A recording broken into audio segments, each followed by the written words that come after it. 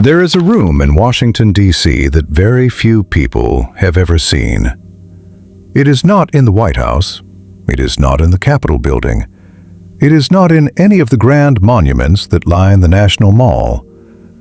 It is a private office, modest in appearance, unremarkable to anyone who might pass by without knowing its history. But for nearly 5 decades, that room was the most powerful and most feared room in the United States of America. Not because of the man who sat in it, but because of what he kept inside it. Files, thousands and thousands of files. On presidents, on senators, on generals, on judges, on Hollywood actors and civil rights leaders and foreign diplomats. On anyone who had ever crossed him, on anyone who might someday become a threat. The man who sat in that room was never elected to anything. He never commanded an army. He never stood in front of a crowd and asked for their vote. And yet for 48 years, he was arguably the most powerful human being in the United States government. His name was John Edgar Hoover. And this is the story of how one man turned information into power, power into fear, and fear into a kind of control that the American people were never supposed to know existed. To understand who Hoover became, you need to understand where he came from. John Edgar Hoover was born on January 1st, 1895, in Washington, D.C. He was not born into wealth. He was not born into influence. He was born into a modest government family in a city that was entirely built around the machinery of power. From the time he was a child, Hoover was different from the boys around him. He was precise, organized, obsessive about order and control in a way that most children simply are not. He cataloged his books. He kept meticulous records of everything. He studied the way systems worked, the way institutions functioned, the way rules could be used not just to govern people, but to control them. He never drank. He never smoked. He lived with his mother until she died. He had no wife, no children, very few close friends. What he had instead was ambition, a quiet, cold, calculating ambition that he kept hidden beneath a surface of patriotism and institutional loyalty. He graduated from law school at George Washington University in 1916. He was 21 years old, and he went to work for the United States Department of Justice. It was the beginning of something that America would not fully understand for decades. The Department of Justice in 1917 was not the institution it is today. It was young, underfunded, searching for a sense of purpose in a country that was just beginning to feel the tremors of a changing world. The First World War was tearing Europe apart. Communism was rising in Russia, and inside America, a deep anxiety was spreading through the halls of government. Who could be trusted? Who was loyal?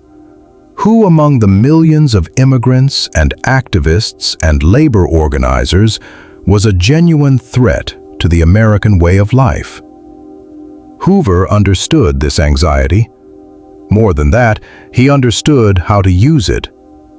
He was assigned to lead a new division inside the Justice Department. Its job was to identify and track what the government called radical elements within American society. Hoover threw himself into this work with a devotion that bordered on religious. He built a filing system unlike anything that had existed before. Not just names and addresses, but detailed records of beliefs, associations, correspondence, relationships, habits, and vulnerabilities. He was not just tracking people, He was building a map of human weakness, and he was learning something that would define the rest of his life. Information was power. Not the information that people chose to share, the information they desperately wanted to keep hidden.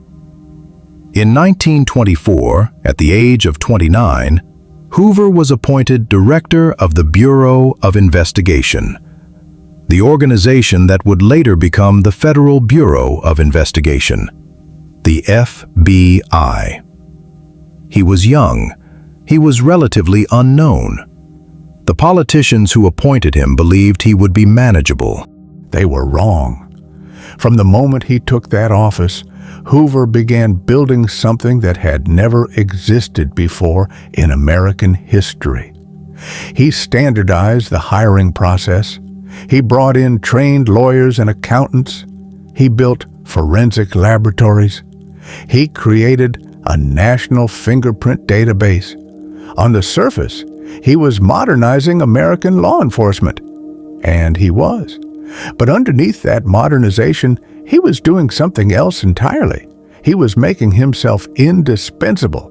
He was building a bureaucracy so complex, so deeply embedded in the machinery of government, that removing him would be almost impossible.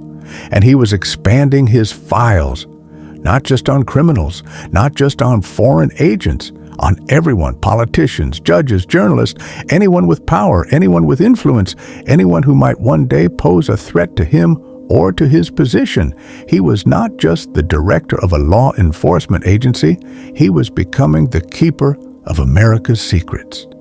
And he had barely begun. By the time Franklin Roosevelt became president in 1933, Hoover had already been running the Bureau for nearly a decade. Roosevelt was a complicated man with complicated relationships, and Hoover had files on all of them. The arrangement between the two men was never spoken aloud. It did not need to be. Roosevelt understood what Hoover had. Hoover understood what Roosevelt needed, and so they coexisted, each one watching the other, each one knowing that the other was watching. This was the pattern that would repeat itself for the next 4 decades. President after president would take office. Each one would be briefed on the power of the FBI. Each one would receive, early in their presidency, a quiet and carefully arranged visit from Hoover. A visit in which certain information would be shared, not as a threat, never as an overt threat, simply as a reminder of what Hoover knew, a reminder of what he had documented, a reminder of what could, under certain circumstances, become public. Harry Truman called him a dangerous man, but he kept him in his position. Dwight Eisenhower was deeply uncomfortable with Hoover's methods, but he kept him in his position. John Kennedy reportedly despised him, but he kept him in his position.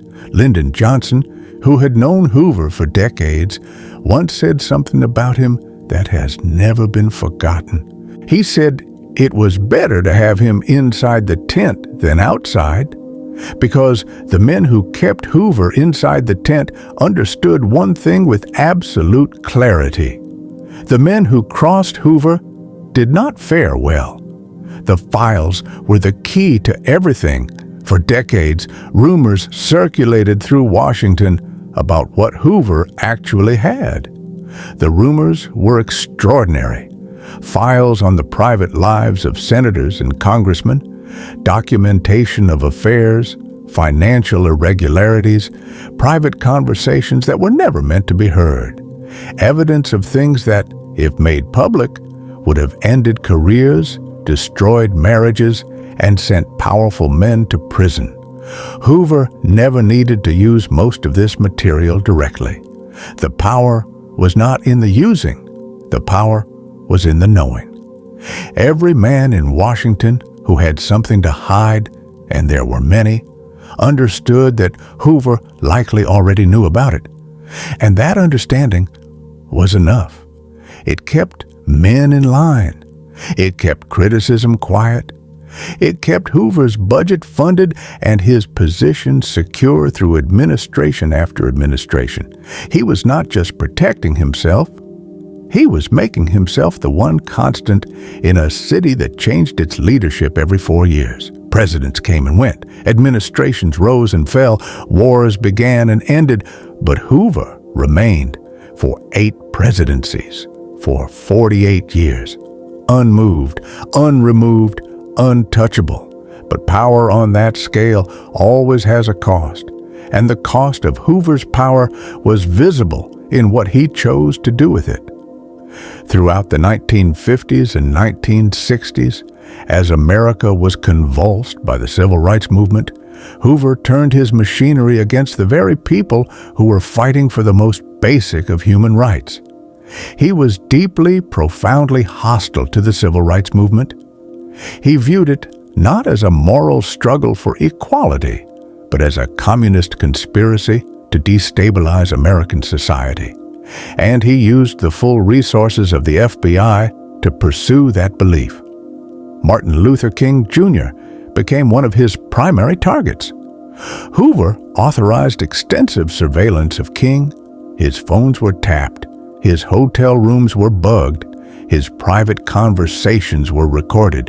Agents followed him across the country. His correspondence was monitored. His relationships were documented. And what the FBI gathered, Hoover used. In one of the most disturbing episodes in the history of American law enforcement, the FBI sent King an anonymous letter. The letter contained recordings of King's private life, and it encouraged him, in language that left no ambiguity about its meaning, to take his own life. The letter was signed by no one, but it came from J. Edgar Hoover's FBI. This was not law enforcement. This was something else entirely. This was the apparatus of state power being turned against a man whose only crime was demanding that his people be treated as human beings. And Hoover felt no remorse. He believed he was protecting America. He believed the ends justified any means. He believed, perhaps most dangerously of all, that his judgment about what America needed was simply correct. And there was no one powerful enough to tell him otherwise. By the late 1960s, Hoover was old. He was in his mid-70s. His health was declining. His mind, once razor-sharp, was beginning to slow. But he refused to leave. He could not leave. The files were his protection as much as his weapon. As long as he sat in that office, as long as he controlled what was in those cabinets, he was safe. The moment he stepped away, he became vulnerable, and so he stayed, long past the point where those around him believed he was still capable of running the organization he had built. Richard Nixon, who became president in 1969, had a relationship with Hoover that was perhaps the most complex of all. The two men had known each other for decades. They shared certain instincts, a suspicion of enemies, a belief in the necessity of information as a tool of power. But by the early 1970s, even Nixon was beginning to look for ways to manage Hoover, to ease him out of power without triggering whatever it was that Hoover kept in those files. The conversation never happened because on the morning of May 2nd, 1972, J. Edgar Hoover was found dead in his home. He was 77 years old. The official cause of death was listed as hypertensive cardiovascular disease. He had died in his sleep, alone, in the same city where he had been born 77 years before. What happened in the hours and days after his death tells you everything you need to know about the man and the fear he inspired. Before his body was even cold, before the official announcements had been made, before the flags had been lowered to half-staff, his personal secretary, a woman named Helen Gandy, began destroying files. For weeks after his death, she worked methodically through decades of accumulated documents, personal files, private correspondence, the most sensitive material that Hoover had gathered over nearly 5 decades. She later testified that she had destroyed only his personal papers, papers of no relevance to the official work of the FBI. Most historians do not believe her, because what was in those files, what Hoover had truly gathered over 48 years of watching and recording and documenting the private lives of the most powerful people in America, was never fully known. It died with him, or it was burned in those weeks after his death. Either way, it was gone, and Washington breathed a collective sigh of relief that it was never entirely willing to admit out loud. Here's what we know. J. Edgar Hoover ran the FBI for 48 years. He served under 8 presidents. He used the power of the state to surveil, intimidate, and destroy people he considered enemies. He turned the apparatus of American law enforcement into a personal instrument of control. And he was never held accountable, not once. Not for the illegal wiretaps, not for the harassment campaigns, not for the letter sent to Martin Luther King, not for any of it. He died in his bed. He was given a state funeral. He lay in honor in the United States Capitol. And the building that houses the FBI in Washington, D.C., still bears his name today. Think about what that means. A man who spent decades using the power of government to destroy the lives of people who disagreed with him. A man who blackmailed presidents. A man who targeted civil rights leaders with the full resources of the state, is memorialized in the name of the institution he built. The question that history has never fully answered is not whether Hoover was corrupt. We know he was. The documents prove it. The question is how many others like him have existed in the halls of power. Men we do not know about. Men whose files were never found. Men whose secrets were burned before anyone could read them. Hoover was not an anomaly. He was a warning. And the most dangerous part of his story is not what he did. It is that it took America nearly 50 years to begin to understand it. And even then, the building still carries his name. If this story changed the way you see power, subscribe. Because the men who shaped history from the shadows are far more numerous than the ones whose names are carved in stone. And I am just getting started.